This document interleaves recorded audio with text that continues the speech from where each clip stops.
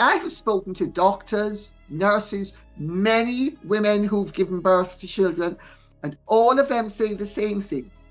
Those photographs of Meghan and the way the baby bump performed are totally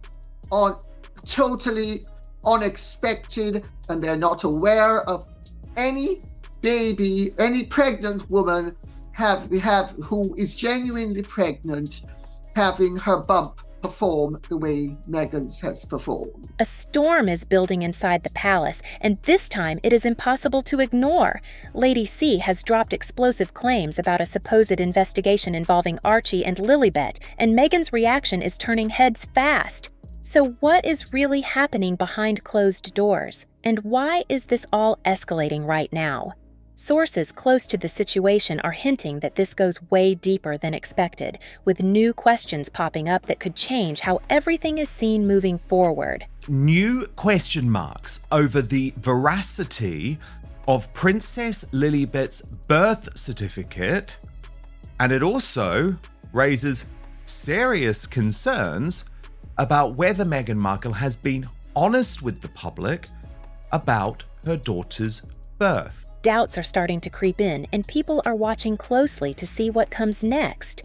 Lady C is not holding back either. She is laying out claims that have sparked non-stop chatter, and the spotlight on Meghan's response is making everything feel even more intense. Some are asking if this is all just being blown out of proportion, while others think something much bigger could be happening behind the scenes. The timing, the statements, and the emotional reactions are all lining up in a way that feels hard to ignore. This story is moving fast, and each new detail seems to raise even more eyebrows. I want you to pay attention to this number right here. The 105-202, the 105-2021-163-206. That number is incredibly important. This is directly from the government's website, guys. And this is reviewing a birth certificate birth area code. Okay? And then it tells you what it is. It's the first three digits. You remember the 105 that you saw? Is the birth area code. It tells you in which state the child was born. We have seen that in Lilibet's birth certificate. It states that her number is 105. So surely that is California, right? It turns out that California is 104. And let's not forget that Archie is 6th in line to the throne and Lilibet is 7th in line to the throne, which is insane. Fresh speculation is now circling around Princess Lilibet's birth certificate, with people questioning whether the public details truly match official records. The focus has shifted to how accurate the information really is, and that alone is stirring up major attention. A royal-focused content creator recently pointed out a specific number shown on the document, explaining that the first three digits are meant to represent a birth location code. That code is important because it connects directly to the state where the child was born. But here is where things start to look confusing. The number linked to Lilibet reportedly begins with 105. However, publicly available data lists California's code as 104. That difference is what is driving all the speculation right now. If the code does not match California, people are asking, what does it actually mean? And how did that number appear on such a key document? With Archie and Lilibet being part of the royal line of succession, even small details like this suddenly feel much bigger and more serious. Even if you put the questions of whether Meghan actually bore these children to one side, Harry has now admitted on the record that he will not allow them ever to come to the United Kingdom. Well, some royal families would not allow young princes or princesses to be in the line of succession if they were not educated in the country of which one day they might serve.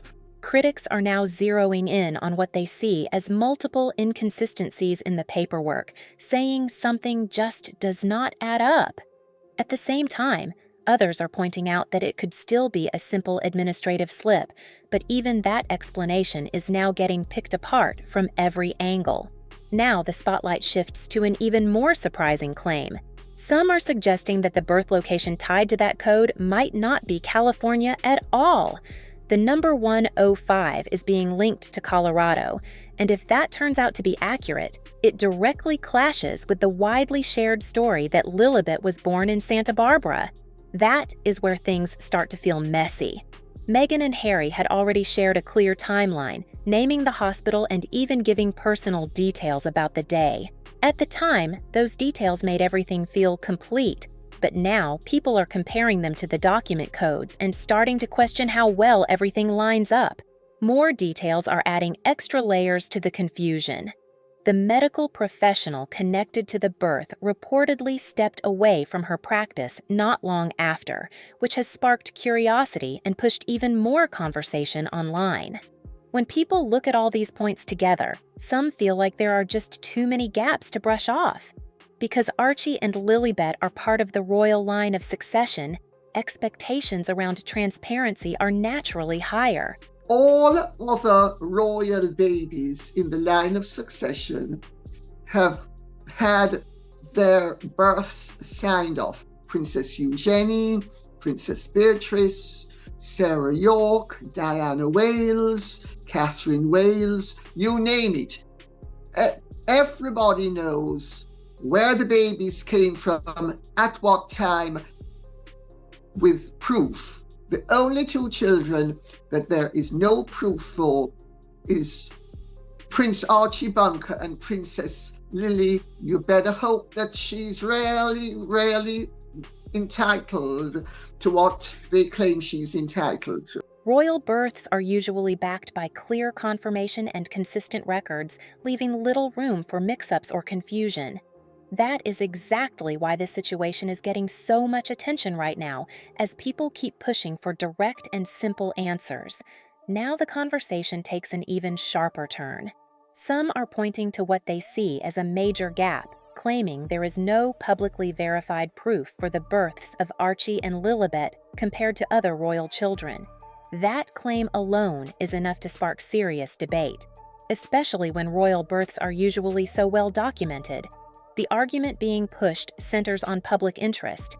Since these children are in the royal line of succession, people across the UK and other Commonwealth nations are said to have a stake in knowing everything was handled properly and clearly. That demand for transparency is what keeps these questions alive and growing louder, right at the hair color on these children keeps changing.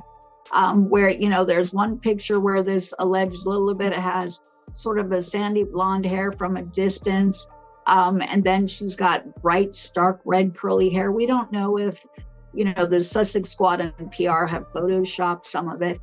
But the bottom line for me is that there is no consistent reference, no real point of reference for the faces of these alleged children. We have no idea what they look like, if they have Markle genetics, we don't know what they look like. The center of all this are two very different possibilities being pushed. One side says the whole situation has been wrapped in confusion and mixed signals, creating doubt where there might not need to be any. The other side is raising more serious concerns, questioning whether key details have been fully explained, but those claims are still unverified and strongly challenged. What really keeps this topic alive is the sheer volume of opinions flying around. People from all walks of life, including medical professionals and parents, are stepping in with their own experiences, adding even more layers to an already complicated situation. With so many voices and conflicting takes, the uncertainty just keeps growing, and the demand for clear answers is getting louder by the day. The voice, did you sense Markle at all in the voice? No. I haven't sensed Markle at all from the beginning of this. And again, I think any family, when you're looking at genealogy and you're looking at photographs and you're thinking, oh, well, she's got his nose or her nose, and oh my God, there's grandpa's nose.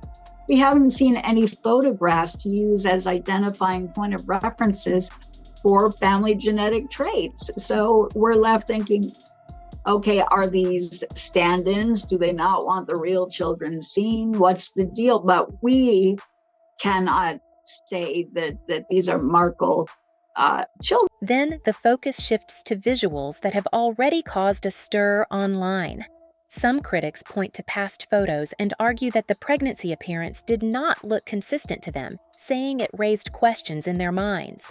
These views are being shared widely, even though they remain highly disputed and are not backed by confirmed evidence.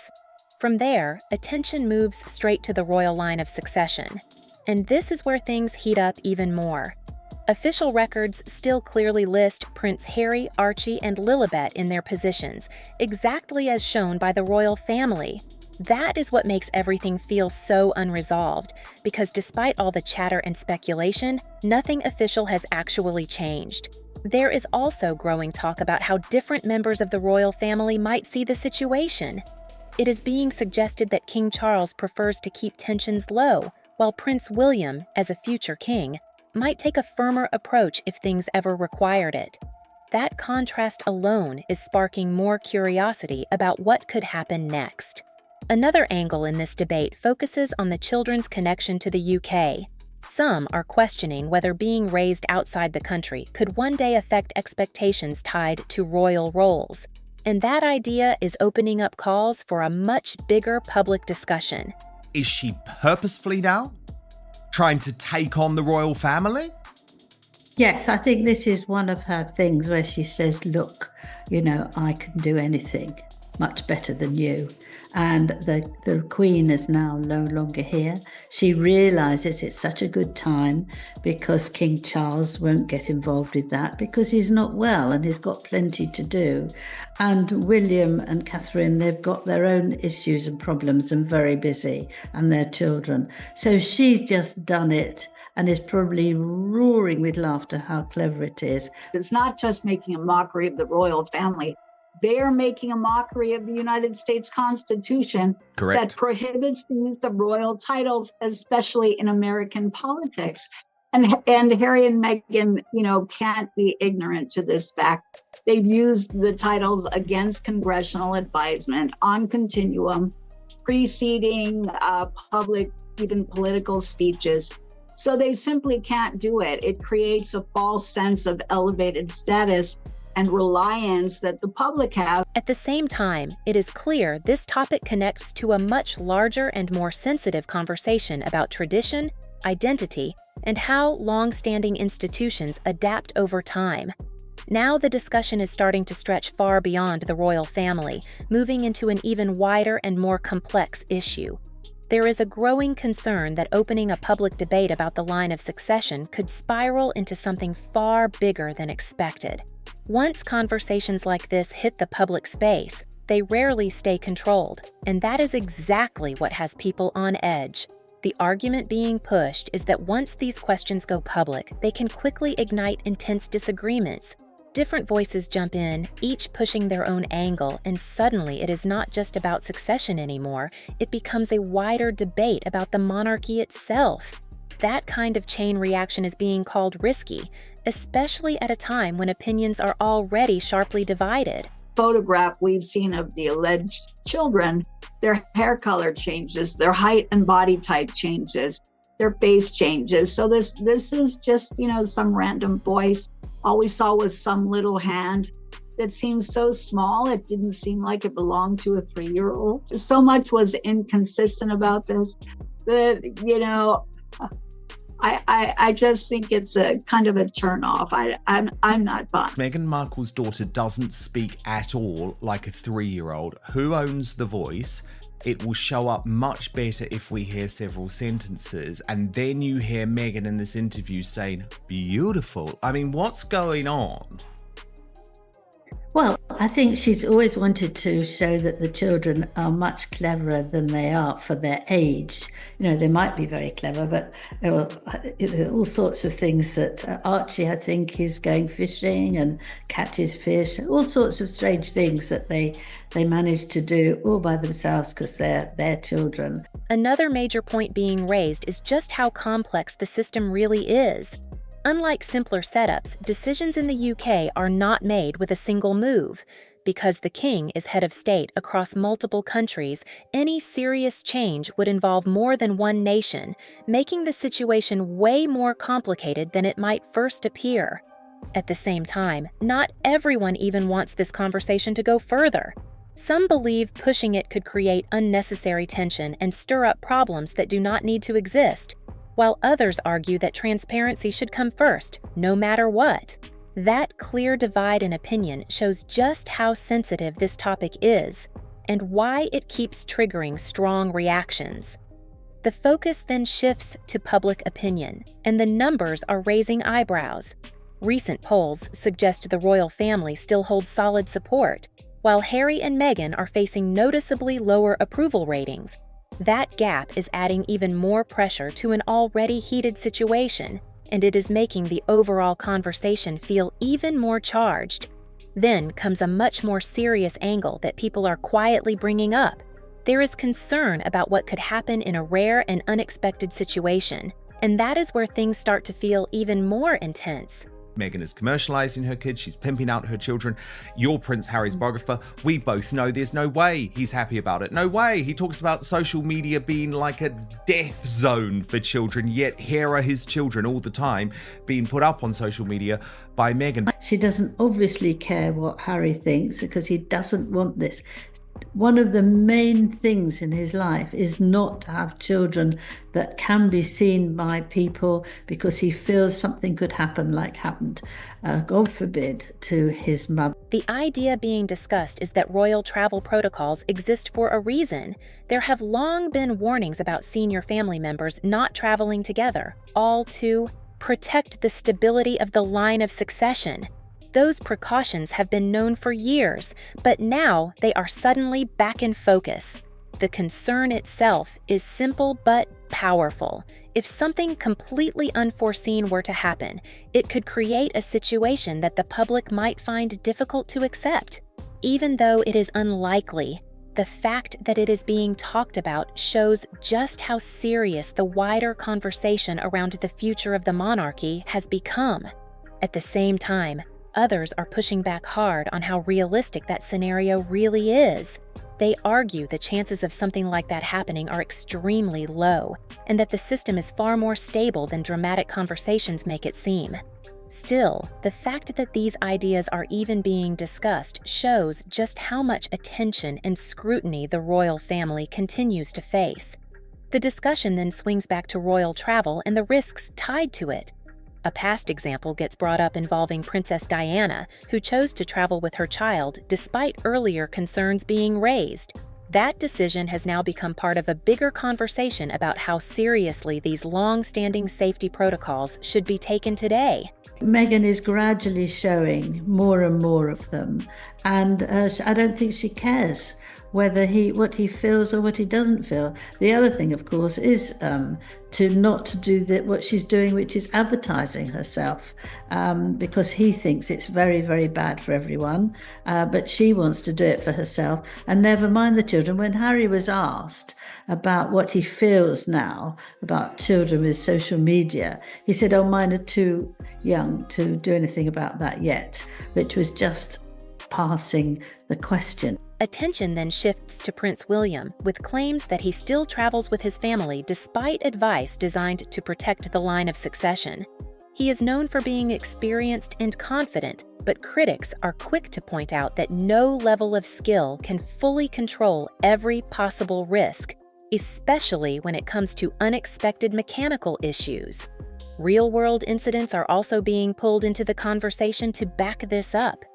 Aircraft accidents, while rare, do happen, and in some cases they have been linked to technical failures rather than human mistakes. That reality is now being used to question whether enough caution is being used at the highest level. All of this feeds right back into a much bigger concern about whether the line of succession should be discussed more openly and possibly reviewed. But even here, there is hesitation building fast, because opening that door could easily trigger debates involving multiple royal figures and spark even more controversy. Just when the conversation seems to settle, it suddenly takes another sharp turn. A new claim starts making waves, suggesting that personal details included in Prince Harry's memoir may have been added with a specific purpose in mind. That idea alone is grabbing attention and raising fresh questions. With either Archie or Lily, and it needs to happen. They need to prove that those children, Meghan and Harry, are not entitled to privacy in this matter. And their privacy is trumped by our right to know that no bastard is going to sit on the throne of this. The suggestion being discussed is that certain details could potentially play a role in future legal situations, but it is important to note this remains unconfirmed and is based on reported sources, not verified facts. Still, the claim is being described as coming from a trusted but unnamed source, which only adds more intrigue to the situation.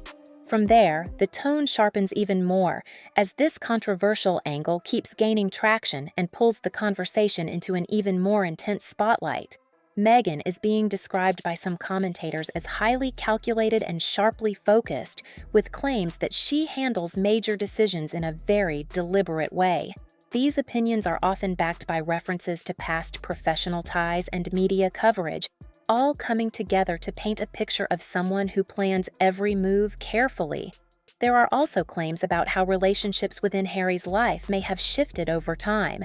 Critics argue that certain changes have created distance between him and previous connections, though these points are strongly debated and far from universally accepted.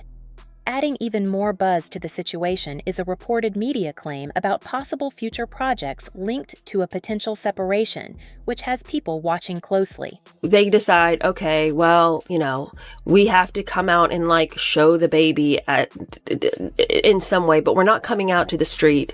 The filthy masses are not going to have anything to do with our kid. So then they show up and there's Meghan in her white dress with Harry, and he's holding this completely still baby. Yeah, nobody set out to destroy you. You destroyed yourselves in this country with your ludicrous, hypocritical behaviour. The truth be told, what she just said is complete and utter garbage by the British media, the public and the royal family that they've all now abandoned. That's what really grabs attention is that there has been no public legal response or direct denial to that report. Some are reading into that silence as if it means something deeper, while others are quick to point out that silence alone does not confirm anything. This mix of bold claims and limited confirmed facts is exactly what keeps the speculation alive and the conversation going strong. Another major talking point is coming straight from recent media coverage, and it is getting strong reactions. A high-profile publication released an analysis piece about the royal family divide, but critics are calling it one-sided and out of touch, especially in how it presents King Charles and Prince William. One of the biggest flashpoints centers on claims that Prince William was labeled with criticism that many say no longer matches his current role or workload. That detail alone has sparked frustration, with people arguing it ignores how much his responsibilities have grown and changed in recent years. The coverage also suggests that King Charles's legacy could be affected if family relationships are not repaired. That idea is raising eyebrows, with some commentators pushing back hard and questioning why the situation is being framed in such a dramatic way. Joseph Sussex, no longer HRH, was safely delivered of a son, and she and her child are both doing well. So back to the tradition of putting out a framed bulletin or a gilded easel outside Buckingham Palace after royal births has been going on since 1837, so it's a cool tradition.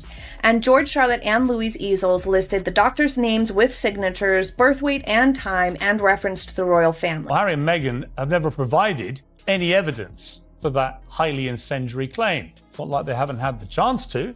After all, they pumped out 6 hours of self-indulgent bilge on Netflix, trashing Britain and the press for its rating. Another layer to all of this is the link between media access and influence. It is being pointed out that certain outlets may have stronger connections with specific royal figures, which can shape how stories are told and what angles get attention. Interviews, exclusives, and event access all play into that dynamic. Because of this, some believe there could be underlying incentives driving the coverage, whether it is audience demand, business opportunities, or editorial strategy. At the same time, others argue this is simply how modern media works, keeping the debate wide open, fast-moving, and impossible to ignore. The criticism aimed at that media coverage does not slow down, it actually gets even sharper.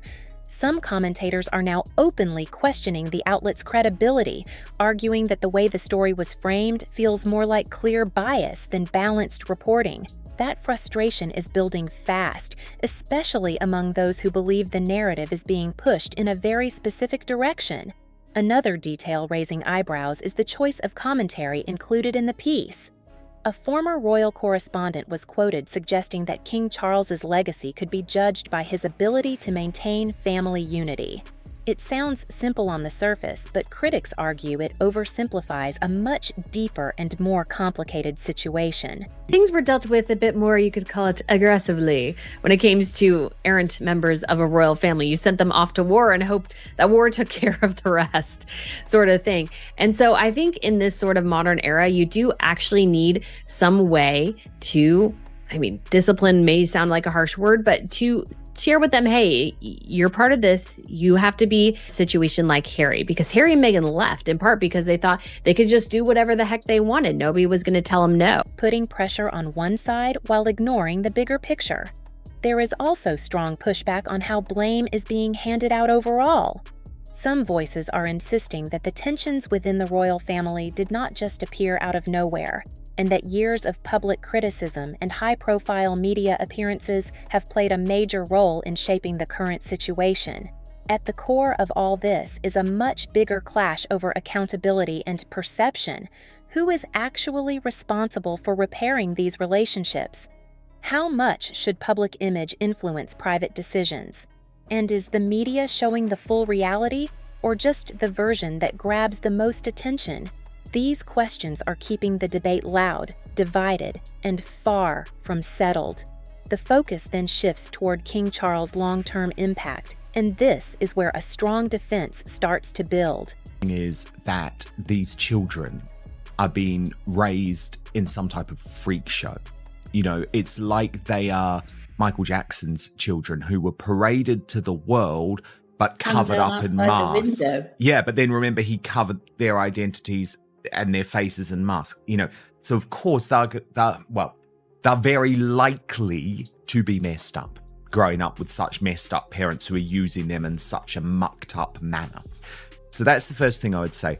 The second thing I would say on the titles is that I think what Prince William is acutely aware of, and this has certainly been my reporting, is that look at what happened when you allowed to run rampant for so many years, chasing the... Supporters are quick to point to his decades of work through the Prince's Trust, now known as the King's Trust, highlighting the real impact it has had on young people across the UK and the Commonwealth. The argument being made is simple but powerful. Thousands of young people have received opportunities, guidance, and support through these programs, helping many of them move towards stable careers and more secure futures. That legacy is now being brought into the spotlight as part of this wider and increasingly intense conversation. Some individuals have even gone on to become well-known figures, while many others have quietly benefited in ways that still matter just as much. Because of that, critics of the earlier media coverage argue it leaves out a massive part of the bigger picture.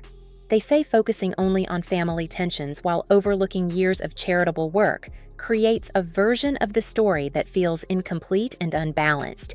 There is also a growing belief that media outlets may highlight royal connections, mainly for visibility and audience attention, especially when direct access to senior figures is limited.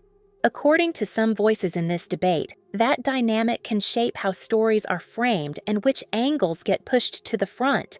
All of this brings the conversation back to one key idea. A legacy is not built on just one storyline, and there is always more to consider when looking at the full picture. As this situation continues to unfold, one thing is becoming very clear. There are still plenty of questions, strong opinions everywhere, and not nearly enough solid answers. From debates over official records to the much bigger discussion about the monarchy's future, this situation has people on all sides talking and watching closely.